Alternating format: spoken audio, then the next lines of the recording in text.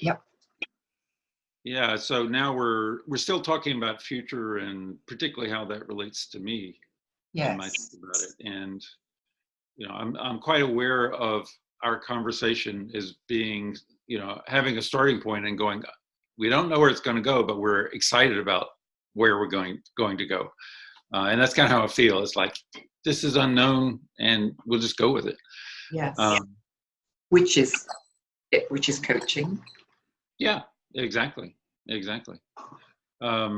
So future, and just kind of a bit of context. So very much like you, there came a point in time with my mother as I was watching her age where I became convinced that one day I too would age, you know, and this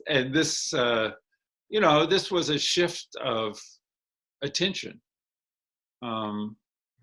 because I think until that point I either denied it or didn't think about it or it wasn't relevant or I'm not quite sure, but it wasn't forefront. And being together with her so frequently and yet not being with her every day, I could see the progression. Yes. And that convinced me, for example, I've always exercised and I've always been interested in nutrition and stuff, but I haven't made that a priority. And at that point I did make it a priority. Right. And I mean, my energy level, for example, has increased since then. And I have more energy now than I did then. Partly, I think that's because of the work that I do internally. So as you know, I'm seriously committed to just continuing to do the internal work and whatever comes up to deal with it. And once it's dealt with, to integrate it and then go, okay, it's not finished. That's just step on the journey. So how do you know? Because I think sometimes, you said some key things there that can be quite complex, like when these things come up. But I think things come up for many of us and we don't necessarily recognize or acknowledge them. Right. And you said then you deal with them. It's like, oh, yeah, and E equals MC squared. Exactly. Yeah, Jean, how do you do that? Okay, it's a great question. I've thought a lot about it, and part of it is simply having sufficient experience to do it. But I can talk about what I think that is, what that experience is. So, and NLP is a key to it. So I think about myself as continually looking for resources. So whatever, when I was 25 and got introduced to this kind of work, I had whatever random resources I had. But I discovered, for example, at that time was transactional analysis, and that took me a short ways, I would say, not a long ways, but a short ways, and was very significant. And so, for example, one thing that to this day I continue to use as an internal resource is the whole drama triangle, the rescuer, victim, persecutor, and the structure of that and the dynamic of how that plays out interactionally between people, between me and others, et cetera. And if I just track that, if I take that as a starting point, as a resource, I kept asking myself, is it possible not to be in a game with, a psychological game? Yes. And I said, well, I think it has to be possible, but I don't know what the alternative is. And so I was working with people at that time, long, long ago, using game theory and stuff from TA. And I realized that the way out of a psychological game is truth.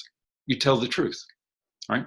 Because the whole thing about a game is it starts with a discount where you discount the truth of the present circumstance. And of course, then you talk about complexity, then you get into the question, what is truth, right? And that level of truth is simply, is kind of pragmatic. It's not about absolute truth. It's simply about what are the circumstances? What's this context I'm in? What are the circumstances? What are the nature of the interactions? What's the underlying psychological message as well as the overlying social message, right? And so I understood, so that then became a compelling contribution to my journey to develop resources.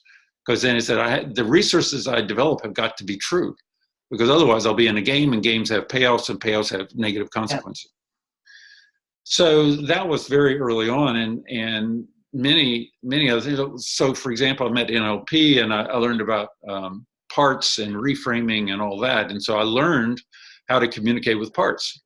Yeah. And one of the key, and again, many resources, but one of the key resources there was the whole, what I call VK squash. Originally, is what it was called, in visual kinesthetic squash, which is effectively where you take two internal representations and you allow your unconscious to integrate them. And you also move your hands, and that's a physical thing you do with it. And I did that thousands of times. Wow. The consequence is that today I have an integration pattern. So what I have found, and this is part of, you say, how do you do it? Well, I developed resources that support me in now I identify a separation. So, for example, the most recent one is kind of what I call soul or essential self, and ego, which is, where you, not ego in its best sense, but ego in its prideful, arrogant, controlling self. Right. There's some things I want to comment on that you're talking about, so give me a space in a minute where I can ask you some things. Okay, so I just say, anyway, I recognize that those two were separate, and I say, the quote problem was, I don't know how to integrate them. And then I was, wait a second, I know how to integrate. I don't know how to integrate them yet. I know how to integrate. And I did it. I integrate. Just like that. Smack them together. I mean, there are a couple of steps in there, but yeah. I mean, the consequence was I integrated. I mean, what I wanted to just flag up there was, because we're having this conversation as a preliminary, well, for ourselves, but also as a preliminary to the workshop, and that doing things over and over until it's really integrated. Yep. So, I mean, I think that's a key piece, because talking about people, for example, attending trainings over and over, or being with somebody. I mean, I've been with you over and over for over 30 years, I think. I know. I know. We're elders, remember? We are. And I remember we did something on one workshop a long time ago at Bix, and we did it, particularly that time, we did it over and over till they got it. So that was really integrated. And I just imagine that being a key part, especially that parts integration, of people being able to identify parts that are, if you like, keeping them from the truth. Right. It's interesting because I posted something. I just had some thoughts recently, and I thought I'll just post them. And I posted something, it said something like, speak the truth, it's the simplest way. Well, I got all sorts of reactions, like, what truth, who's truth, oh, it's fascinating. The reactions were, a whole possibility. No, using the word truth is a very provocative yes. Intervention. But I did make the point to people that, people came back at me in some cases, and I said, and I thought it was very interesting that rather than find out, well, I'm posting it, the presupposition is because I find that very useful and very valuable, and that you could find out if you ask. Instead of just coming back at truth, why not operate on that presupposition that I'm giving it because I believe it would be helpful, and what's it mean to me? Yeah. Right. And so then the question is, well, how is that helpful to you, and how do you use it, and what's the benefit? And it's like, help me to understand it. Yes, exactly. And it is the very core of what you and I do. Yes. So for example, these conversations, we're talking about future. We're doing that very thing now. It's like, instead of saying, oh no, don't worry about your future, or oh yeah, your future will be great. Yes. We're saying, what does future mean to you? Yes. And in the unpacking, it becomes incredibly creative. Absolutely. Yeah. I also find that because the drama triangle, yeah, it's very, very present for me. It's funny because we had that parallel, didn't we? I mean, I did TA, transaction analysis. The drama triangle really came back to me, I think, over time. And one of the things I find helps sidestep that, which is to do with the truth, but it's also the provocative approach as well, which is about speaking the truth, but Yeah, it is. that provocation, because it keeps the detachment from. I mean, the nice thing about the provocative approach is that it's how it packages the truth. Yes. You know, how you present the truth. Yes. And that's only possible, I think, when you have the internal state that you're not attached to the other person's response. Yes. I think that would be a great thing to explore as well. Sure. Yeah. Yeah.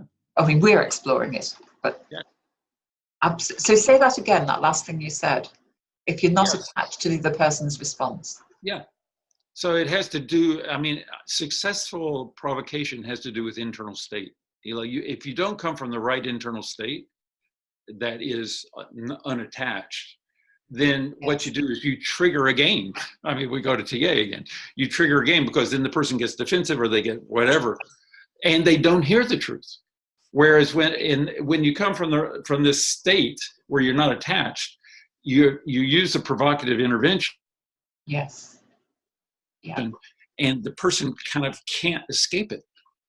You know, it's like, and they may have tried to escape it, but they know that you know, they're just trying to throw, you know, smoke and mirrors. So yeah, that's great. Well, I think what was the follow-on thing I posted was like, let it go, something to do with let it go, which I think is that, you know, it's like not being attached. Right. To practice and to achieve that, not being attached. Yeah. That's huge. Yes. Yeah. That's a big piece for me recently. I mean, I see this as this work that we're talking about as a spiral, and that, you know, that I do a certain kind of work on a pattern, and oh wow, boy, relief. I got a breakthrough or something, and then it comes around again. Yes. I go, oh gosh, I get to do it, but I get to do it at another level, you know. And so it's the enriching of the response to the pattern, right? And at a certain point, and this is kind of how you just do it, right? At a certain point, you realize, oh, this is a very familiar pattern. It's going to come around again. I'll know how to deal with it. And so I'm looking forward to it, as opposed to, oh no, oh, there it is again. Oh. It's fascinating. There's so many images coming back of workshops that we've done in the past. And there was one where you particularly demonstrated this with somebody because it kept preparing. And you said it was like, is it Beethoven? Which symphony is it? The Beethoven symphony that keeps starting up again.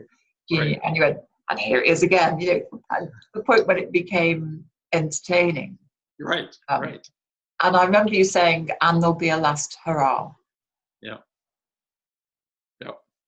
But that was a big learning for me that, oh, it's not just going to be just done just like that.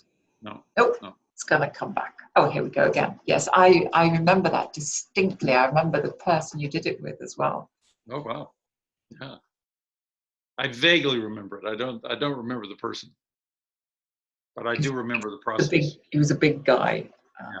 It was that program that Lorraine was on with me as well. Oh, right. Yeah.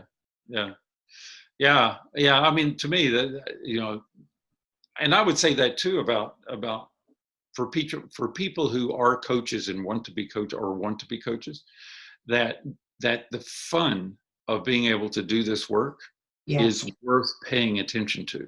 Absolutely. That to me, it is like that example, you know, being able to do that with him from a really internal state of just real joy and real, watch this happen. You know, it's kind of like, yes, it's just so cool. And I think that takes experience as a coach to get to that place. Cause I think, you know, I know certainly for me, it was like, oh, what model am I going to use now? You know, what intervention, all this kind of double tracking, self-questioning about, am I doing it right? And, you know, are they going to get the outcome? And just letting all of that go at a certain point. Yes. And just, trusting that. Yeah. Wow.